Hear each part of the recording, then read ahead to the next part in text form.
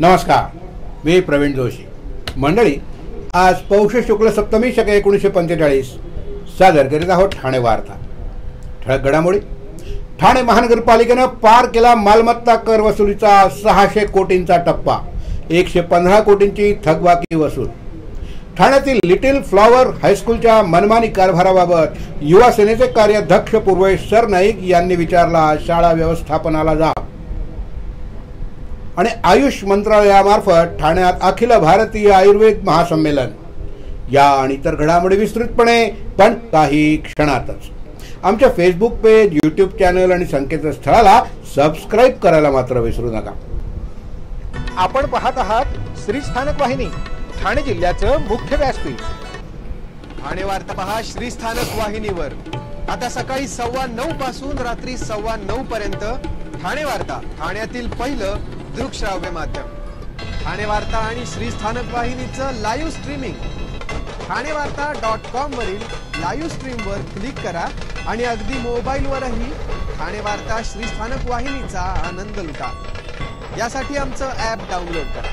ठाणे वार्ता पहा श्रीस्थानक वाहिनीवर. आता सकाळी 9:15 पासून रात्री 9:15 पर्यंत ठाणे वार्ता, ठाण्यातील पहिलं दृकश्राव्य माध्यम. आपण पाहत आहात श्रीस्थानक वाहिनी, ठाणे जिल्ह्याचं मुख्य व्यासपीठ. मालमत्ता कर विभागानं कर वसुलीसाठी सुरू केलेलं अभियान थकबाकीवरील दंडमाफीची अभय योजना यांना ठाणेकर नागरिकांनी अभूतपूर्व प्रतिसाद दिलाय. त्यामुळे मालमत्ता विभागानं 15 जानेवारीपर्यंत 610 कोटी रुपयांच्या मालमत्ता कराची वसुली केली आहे. त्यात 115 कोटी रुपयांच्या थकबाकीचा देखील समावेश आहे. 15 डिसेंबरपासून लागू करण्यात आलेल्या थकबाकीवरील दंडमाफीच्या अभय योजनेलाही चांगला प्रतिसाद मिळाला असून अभय योजनेच्या काळात 48.64 कोटी रुपयांची थकबाकी वसूल करण्यात मालमत्ता कर विभागाला यश आले.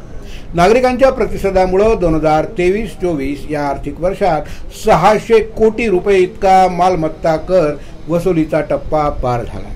गेल्या वर्षी या कालावधीत 560 कोटी रुपये एवढा मालमत्ता कर वसूल झाला होता. अर्थसंकल्पीय अंदाजानुसार मालमत्ता करातून मार्च 24 पर्यंत एकूण 792 कोटी रुपये वसूल करण्याचं उद्दिष्ट ठेवण्यात आले. काही करदात्यांनी अद्यापपर्यंत आपला कर महानगरपालिकेकडे जमा केलेला नाही. मालमत्ता कराची देयकं विहित पद्धतीनं मालमत्ता धारकांकडे पोहोचवण्यात आली असून विहित मुदतीत आपला मालमत्ता कर भरणं आवश्यक आहे. ठाणेकर घर बसल्या ऑनलाईन कर भरणा करू शकतात. त्यामुळं त्यांनी या सुविधेचा अवश्य लाभ घ्यावा असं आवाहन महानगरपालिका प्रशासनानं केलं आहे. करदात्यांनी अभय योजनेला उत्स्फूर्त प्रतिसाद नोंदवला आहे. पुढील 15 दिवस 50% दंडमाफीची सवलत सुरू राहणार आहे. मात्र त्यानंतरच्या कालावधीत कर थकीत ठेवणाऱ्या करदात्यांच्या विरुद्ध मोठ्या प्रमाणावर कारवाईचा बडगा उचलण्यात येईल. यामध्ये मोठ्या थकबाकीदारांपासून सुरुवात करून कायदेशीर प्रक्रियेचा अवलंब करून मालमत्ता जप्तीची कारवाई देखील करण्यात येईल. शहर विकासात मालमत्ता कराचं योगदान अत्यंत महत्त्वाचं असून नागरिकांना चांगली सेवा देण्यासाठी वेळेत मालमत्ता कर भरण्याचं सामंजस्य दाखवून महानगरपालिकेला सहकार्य करावं असं आवाहन आयुक्त अभिजित बांगर यांनी केलं. जे करदाते 16 ते 31 जानेवारी या कालावधीमध्ये थकीत मालमत्ता कर 50% रकमेसह एकत्रितरित्या महानगरपालिकेकडे जमा करतील अशा करदात्यांना त्यांच्या थकीत मालमत्ता करावर 50% सवलत देण्यात येणार आहे.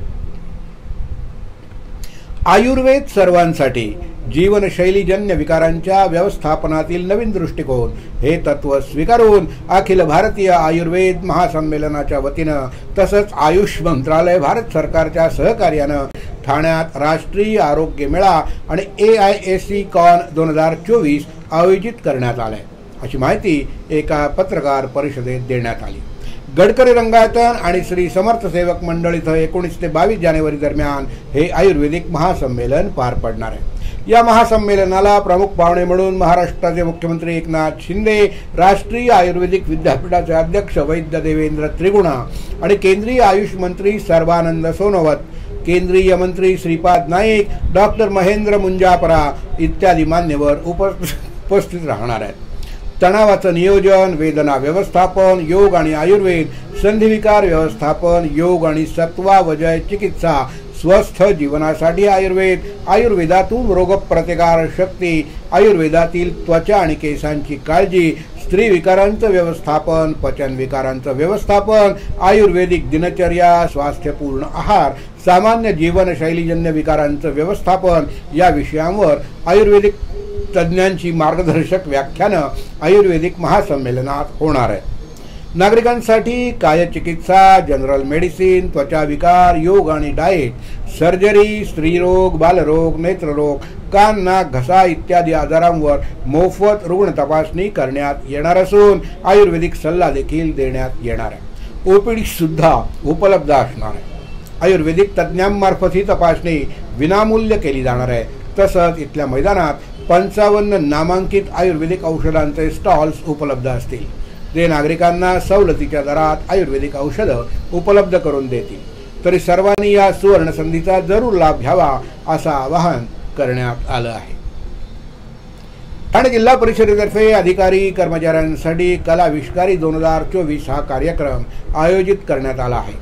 अधिकारी आणि कर्मचाऱ्यांच्या कलागुणांना वाव देण्यासाठी दरवर्षी सांस्कृतिक आणि क्रीडा महोत्सवाचं आयोजन करण्यात येतं. यावर्षी कलाविष्कार 2024 हा सांस्कृतिक कार्यक्रम गडकरी रंगायतनमध्ये उद्या होणार आहे. क्रीडा महोत्सव 18 जानेवारीला मावळी मंडळीचे संपन्न होणार असून विविध खेळांचं आयोजन त्यात करण्यात आले. कार्यक्रमाचं उद्घाटन मुख्य कार्यकारी अधिकारी मनोज जिंदाल यांच्या हस्ते होणार असून दररोजच्या कामातून अधिकारी आणि कर्मचाऱ्यांच्या कलागुणांना वाव देण्यासाठी सांस्कृतिक कार्यक्रमांचं आयोजन केलं जातं. या कलाविष्कार 2024 कार्यक्रमात गायन, नृत्य, फॅन्सी ड्रेस, एकपात्री नाटक, सामूहिक नाटक, वेशभूषा सादरीकरण इत्यादी करण्यात येणार आहे. उत्तम कला सादरीकरण करणाऱ्यांसाठी बक्षिसं ठेवण्यात आली असून कबड्डी, लंगडी, रस्सीखेच, क्रिकेट हे खेळ सांघिक पद्धतीनं खेळवले जातील. वैयक्तिक खेळांमध्ये महिला आणि पुरुषांसाठी 100 मीटर धावणं, लांब उडी, गोळाफेक, 3 पार्यांची शर्यत, तर 50 वर्षावरील महिला आणि पुरुषांसाठी 50 मीटर धावणं, जलद चालणं, 3 पायांची शर्यत अशा स्पर्धा घेण्यात येतील. इंडोर गेममध्ये कॅरम आणि बुद्धिबळ हे 2 खेळ ठेवण्यात आले. प्रभू श्रीरामचंद्रांचा प्राणप्रतिष्ठा सोहळा स्वित्झर्लंडमध्ये देखील साजरा करण्यात येत असून मुख्यमंत्री एकनाथ शिंदे यांचं या कार्यक्रमात जल्लोषात स्वागत करण्यात आलं. अयोध्येत प्रभू श्रीरामचंद्रांचा प्राणप्रतिष्ठा सोहळा 22 जानेवारी रोजी पार पडत असतानाच स्वित्झर्लंडमध्ये देखील हा क्षण अत्यंत श्रद्धापूर्वक साजरा करण्यात येणार आहे. त्यानिमित्तानं तिथे अनेक धार्मिक उपक्रमांचं आयोजनही करण्यात आलंय. स्वित्झर्लंडमधील दावोस या शहरात येत्या 15 ते 20 जानेवारी दरम्यान आयोजित करण्यात आलेल्या जागतिक आर्थिक परिषदेला उपस्थित राहण्यासाठी मुख्यमंत्री एकनाथ शिंदे स्वित्झर्लंड इथे पोहोचले. त्यावेळी तिथे बृहन महाराष्ट्र मंडळाच्या सदस्यांनी विमानतळावर पारंपरिक पद्धतीनं पण जल्लोषात त्यांचं स्वागत केलं. बृहन महाराष्ट्र मंडळ स्वित्झर्लंड आणि हिंदू स्वयंसेवक संघाच्या वतीनं राम मंदिराची प्राणप्रतिष्ठा होईपर्यंत पुढील आठवडाभर अनेक कार्यक्रमांचं आयोजन करण्यात आलंय. यात प्रामुख्यानं राम जप लेखन, हनुमान चालिसा पठण, रामरक्षा पठण, सुंदरकांडाचं वाचन, सूर्यनमस्कार घालणं, तसंच 22 तारखेला मंदिरात रामज्योती प्रज्वलित करणं अशा विविध उपक्रमांचा समावेश आहे. मुख्यमंत्री एकनाथ शिंदे यांना स्थानिक मराठी बांधव भगिनींनी या सोहळ्याचं निमंत्रण दिलं. तसंच 22 तारखेला राम मंदिर प्राण प्रतिष्ठा सोहळ्यात सहभागी झाल्यावर त्यांची ही सेवा प्रभू रामाच्या चरणी रुजू करावी अशी विनंती केली. या विनंतीचा स्वीकार करून त्यांनी दिलेल्या निमंत्रण पत्रिकेचा शिंदे यांनी स्वीकार केला.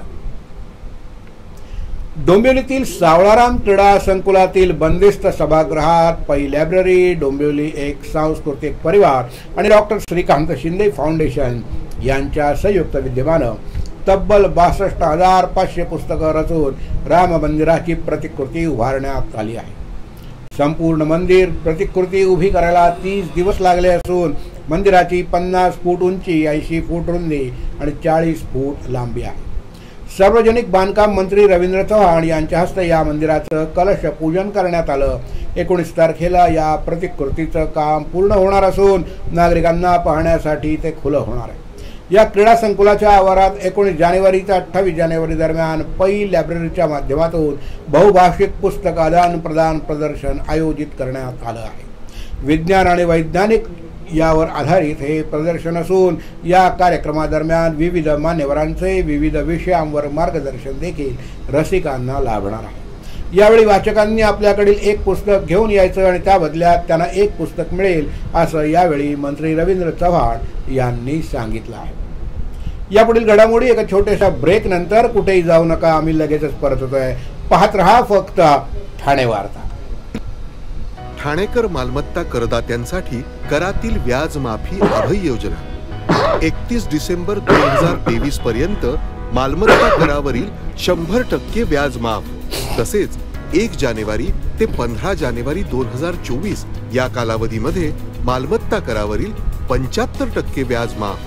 त्याचप्रमाणे 16 जानेवारी ते 31 जानेवारी 2024 या कालावधीमध्ये मालमत्ता करावरील 50% व्याज माफ।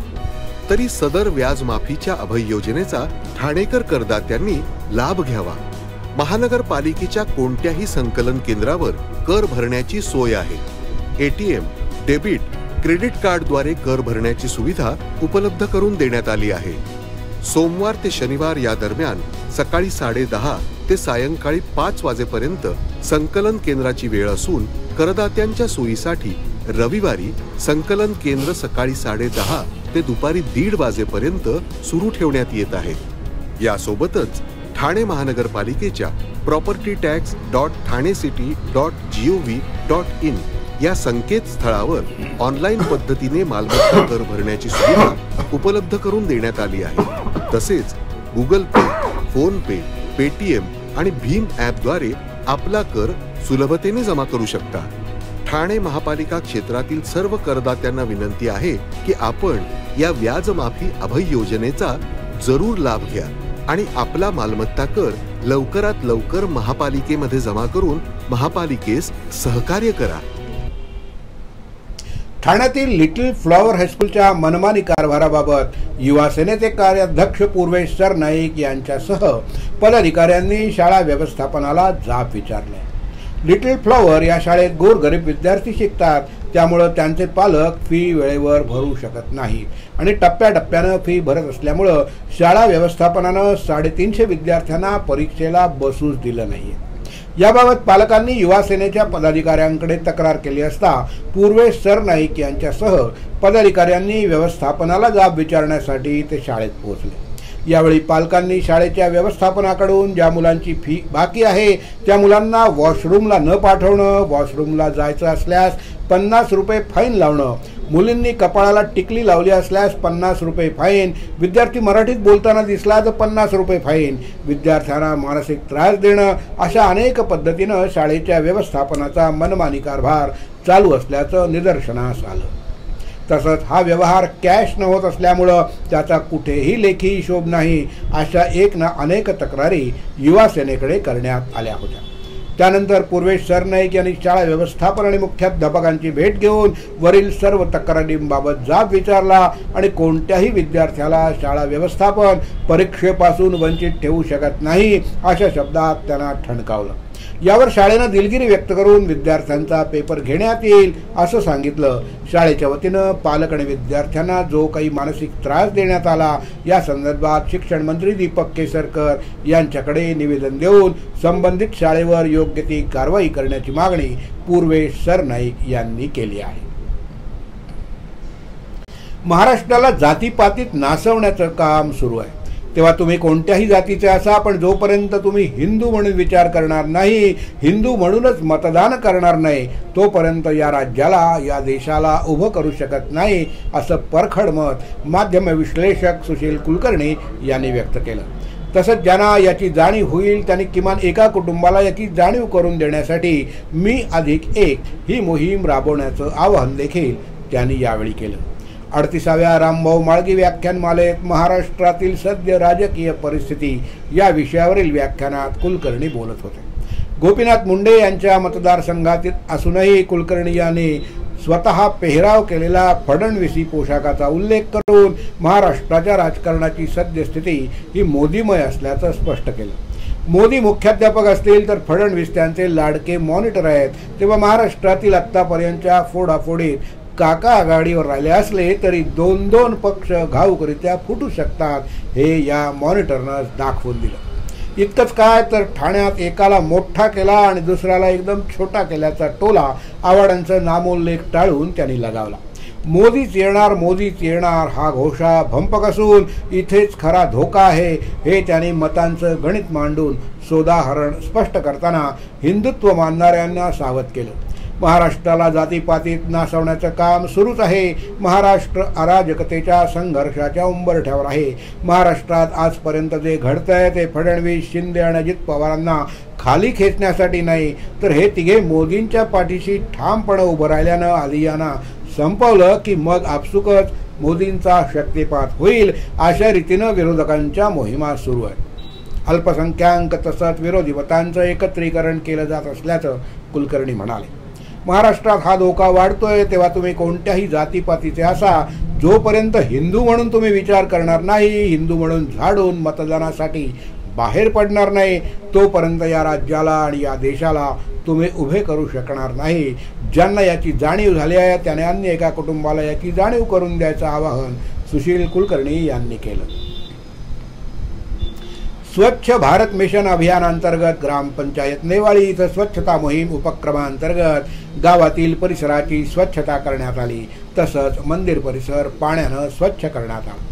श्री मलंगगड रस्ता, कर्जत रस्ता, कल्याण डोंबिवली दिशेने जाणाऱ्या रस्त्यावरील कचरा ढीग उचलण्यात आले. गावातील प्रत्येक व्यक्तीनं पुढाकार घेऊन गाव स्वच्छ करावं असं आवाहन यावेळी आमदार गणपत गायकवाड यांनी केलं. यावेळी बोलताना जिल्हा परिषदेचे मुख्य कार्यकारी अधिकारी मनोज जिंदाल यांनी स्वच्छता मोहीम देशात राबवण्यात येत असून ग्रामस्थांनी कोणत्याही प्रकारचा कचरा बाहेर टाकणार नाही हे ठरवणं तितकंच गरजेचं आहे. मागील 3 महिन्यांपासून हा भाग स्वच्छ करण्यासाठी प्रशासन पुढाकार घेतंय. त्याचबरोबर ग्रामस्थांनी देखील गाव सुंदर करण्यासाठी पुढाकार घ्यावा असं सांगितलं. फक्त नेवाळीच नाही तर संपूर्ण अंबरनाथ तालुका स्वच्छ करण्याचा संकल्प करण्यात आला आहे. अंबरनाथ तालुका स्वच्छ आणि सुंदर करू असं प्रतिपादन अंबरनाथ पंचायत समितीचे गटविकास अधिकारी नारायण सिंग परदेशी यांनी केलं. 14 जानेवारी 1761 या दिवशी हरियाणामधल्या पानिपतच्या 3ऱ्या युद्धात अहमद शाह अब्दाली सारख्या परकीयाचं आक्रमण रोखण्यासाठी महाराष्ट्रातील मराठ्यांनी आपल्या प्राणांची बाजी लावली होती. वीरगती प्राप्त झालेल्या या वीरांना मानवंदना देण्यासाठी आणि त्यांच्या बलिदानाची आठवण ठेवण्यासाठी 14 जानेवारी रोजी 263वा पानिपत रणसंग्राम शौर्य दिन आणि युद्धभूमी मृत्तिका पूजन या कार्यक्रमाचं आयोजन करण्यात आलं होतं. या प्रसंगी प्रथम देवी तुळजाभवानी आणि छत्रपती शिवाजी महाराज यांच्या प्रतिमांचं पूजन करून दीपक प्रज्वलनानं कार्यक्रमाची सुरुवात झाली. प्रमुख वक्त्या डॉक्टर विद्या प्रभू यांनी या युद्धाच्या आधीचा कालावधी, या युद्धाची पार्श्वभूमी आणि त्या युद्धाचं भारतीय राजकारणावर झालेले परिणाम अशी विस्तृत माहिती दृकश्राव्य माध्यमातून उपस्थितांना दिली. त्या म्हणाल्या की पानिपतावर मराठ्यांची जरी तत्कालीन हार झाली असली तरी नंतरच्या 10 वर्षांमध्ये मराठ्यांनी दिल्लीच नाही तर संपूर्ण भारतावर आपली हुकूमत प्रस्थापित केली होती. प्रमुख वक्ते सदाशिव टेटविलकर यांनी आपल्या भाषणात आवाहन केलं की इतिहास लिहिण्याचं कार्य हे त्यावेळी केलं गेलंच पाहिजे आणि ते वस्तुनिष्ठ असावं. आपण लिहिलं तर पुढची पिढी ते वाचेल आणि त्यांना मागील काळात घडलेल्या घटनांची विस्तृत माहिती मिळेल. मंडळाचे अध्यक्ष सुरेशराव सुर्वे आपल्या भाषणात म्हणाले की संपूर्ण जगाच्या इतिहासात केवळ 3 ते 4 तासांच्या कालावधीत लाखो वीरांचं बलिदान ही एकमेव लढाई असून ती भारतात परकीय आक्रमण थोपवण्यासाठी मराठ्यांकडून लढली गेली. सरचिटणीस राजेंद्र साळवी यांनी असं प्रतिपादन केलं की या युद्धात अब्दाली आणि मराठे या दोन्ही सैन्यांची अपरिमित हानी झाली. उपाशीपोटी असताना देखील मराठ्यांनी पराक्रमाची शर्थ केली. अब्दाली कंदाहारला माघारी गेला. या युद्धानंतर मराठ्यांची अशी दहशत निर्माण झाली की पुन्हा खैबर खिंडीमधून गनिमानं भारतावर कधीही आक्रमण केलं नाही. या प्रसंगी पानिपत रणभूमीवरील वीरगती प्राप्त मराठा योद्ध्यांच्या रक्तानं पावन झालेल्या मृत्तिकेचं पूजन करण्यात आलं. या निमित्तानं पानिपतचा विजय हे प्राध्यापक नामदेवराव जाधव लिखित पुस्तक उपस्थितांना भेट देण्यात आलं. महानगरपालिकेच्या सार्वजनिक बांधकाम विभागातील 3 अधिकाऱ्यांची बनावट स्वाक्षरी करून महानगरपालिकेच्या लेखा विभागाकडून 5,10,251 रुपये सुरक्षा अनामत रक्कम काढून घेतल्या प्रकरणी 3 आरोपींच्या विरोधात फौजदारी गुन्हा दाखल करून संबंधित ठेकेदार कंपनीला तात्काळ काळ्या यादीत टाकावं अशी मागणी भारतीय जनता पार्टी ठाणे शहर जिल्ह्याचे अध्यक्ष ज्येष्ठ नगरसेवक संजय वाघुले यांनी महानगरपालिका आयुक्त अभिजित बांगर यांच्याकडे केले। या प्रकरणात 5 महिन्यानंतर देखील महानगरपालिकेनं कठोर कारवाई केली नसल्याकडेही वाघुले यांनी लक्ष वेधलं। महानगरपालिकेनं 2017 मध्ये वर्तक नगर प्रभाग समिती क्षेत्रातील विविध शौचालयांची दुरुस्ती करणं या कामाचा जान्हवी कन्स्ट्रक्शनचे मालक संजय घोसाळकर यांना 1,77,52,000 रुपयांचा ठेका दिला। या ठेकेदाराची महानगरपालिकेत 5,10,251 रुपये अनामत रक्कम जमा होती। संबंधित रक्कम काढून घेण्यासाठी महानगरपालिकेचे कनिष्ठ अभियंता सुधीर सोनावणे, उपअभियंता शैलेंद्र वारी आणि कार्यकारी अभियंता प्रकाश खडतरे यांच्या बनावट स्वाक्षऱ्या करून आणि ठेकेदाराकडील मूळ पावती सादर करून पैसे कंत्राटदाराच्या खात्यात जमा करण्यात आले होते। या स्वाक्षऱ्या अजित सिंग, अभिजित सिंग आणि संतोष पवार यांनी केल्याचं महानगरपालिकेच्या चौकशीत स्पष्ट झालं। याकडे माजी ज्येष्ठ नगरसेवक संजय वाघुले यांनी महानगरपालिका आयुक्तांचं निवेदनात लक्ष वेधलं। या प्रकरणी भारतीय भ्रष्टाचार निवारण संस्थेच्या 12 मे 2023 रोजी तक्रार दाखल केली होती।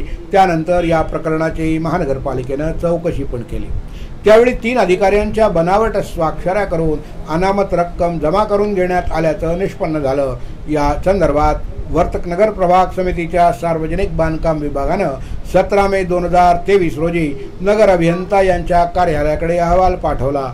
तसंच जान्हवी कन्स्ट्रक्शनचे मालक संजय घोसाळकर यांना 11 सप्टेंबर 2023 रोजी कारणे दाखवा नोटीस देखील बजावण्यात आली होती। तर संबंधित 3 अधिकाऱ्यांनी 2 ऑगस्ट रोजी संबंधितांच्या विरोधात लेखा विभागाकडून कारवाई करण्याची विनंती केली होती। मात्र लेखा आणि वित्त विभागानं 17 ऑगस्ट रोजी बनावट स्वाक्षऱ्या झालेल्या अधिकाऱ्यांनी कायदेशीर तक्रार दाखल करण्याचं सुचवलं। या प्रकरणी 5 महिन्यानंतर देखील महानगरपालिकेकडून कोणतीही कारवाई झालेली नाही असं वाघुले यांनी निवेदनात म्हटलं आहे। तसंच जान्हवी कन्स्ट्रक्शन कंपनीचे मालक संजय घोसाळकर, बनावट स्वाक्षऱ्या करणारे अजित सिंग, अभिषेक सिंग आणि संतोष पवार यांच्या विरोधात ठोस कारवाई करण्याची मागणी ठाणे शहर भाजपाच्या वतीनं करीत असल्याचं निवेदनात म्हटलं आहे। आपण पाहत आहात श्री स्थानक वाहिनी, ठाणे जिल्ह्याचं मुख्य व्यासपीठ। ठाणे वार्ता पहा श्री स्थानक वाहिनीवर। आता सकाळी 9:15 पासून रात्री 9:15 पर्यंत ठाणे वार्ता, ठाण्यातील पहिलं दृकश्राव्य माध्यम। ठाणे वार्ता आणि श्री स्थानक वाहिनीचं लाईव्ह स्ट्रीमिंग ठाणेवार्ता.com वरील लाईव्ह स्ट्रीमवर क्लिक करा आणि अगदी मोबाईलवरही ठाणे वार्ता श्री स्थानक वाहिनीचा आनंद लुटा। यासाठी आमचं ॲप डाउनलोड करा। आपला परिसर स्वच्छ आणि सुंदर ठेवण्यासाठी ठाणे महापालिकेत सहकार्य करा। ओला सुका कचरा वेगवेगळा जमा करा आणि रोगराईपासून मुक्तता मिळवा। डॉक्टर आणि रुग्णांचं पिढ्यानपिढ्यांचं जिव्हाळ्याचं नातं म्हणजेच डॉक्टर बेडेकर हॉस्पिटल। आता अत्याधुनिक सोयी सुविधा आणि तंत्रज्ञान युक्त वंध्यत्व निवारण केंद्रात IVF आणि टेस्ट ट्यूब बेबीची ही सुविधा। डॉक्टर बेडेकर हॉस्पिटल, महर्षी कर्वेपथ, ठाणे। 65 वर्षांची निरंतर सेवा। ठाणे वार्ता पहा श्री स्थानक वाहिनीवर। आता सकाळी 9:15 पासून रात्री 9:15 पर्यंत ठाणे वार्ता, ठाण्यातील पहिलं दृकश्राव्य माध्यम। आपण पाहत आहात श्री स्थानक वाहिनी, ठाणे जिल्ह्याचं मुख्य व्यासपीठ। आपण आपले कार्यक्रम किंवा बातम्या आम्हाला ठाणेवार्ता@gmail.com या ईमेलवर कळवू शकता। ठळक घडामोडी शेवटी पुन्हा एकदा। ठाणे महानगरपालिकेनं पार केला मालमत्ता कर वसुलीचा 600 कोटींचा टप्पा, 115 कोटींची थकबाकी वसूल। ठाण्यातील लिटिल फ्लॉवर हायस्कूलच्या मनमानी कारभाराच्या विरोधात युवा सेनेचे कार्याध्यक्ष पूर्वेश सरनाईक यांनी विचारला शाळा व्यवस्थापनाला जाब। आणि आयुष मंत्रालयामार्फत ठाण्यात अखिल भारतीय आयुर्वेद महासंमेलन। तर या होत्या ठाणे वार्ता। आपली एखादी बातमी बघायची राहून गेली असेल तर आपण आमच्या ठाणेवार्ता.in या संकेतस्थळाला किंवा फेसबुक पेज तसंच यूट्यूब चॅनलला अवश्य भेट द्या। तर मग पुन्हा भेटूया पुढल्या बातमीपत्रात, फक्त श्री स्थानक वाहिनीवर। धन्यवाद।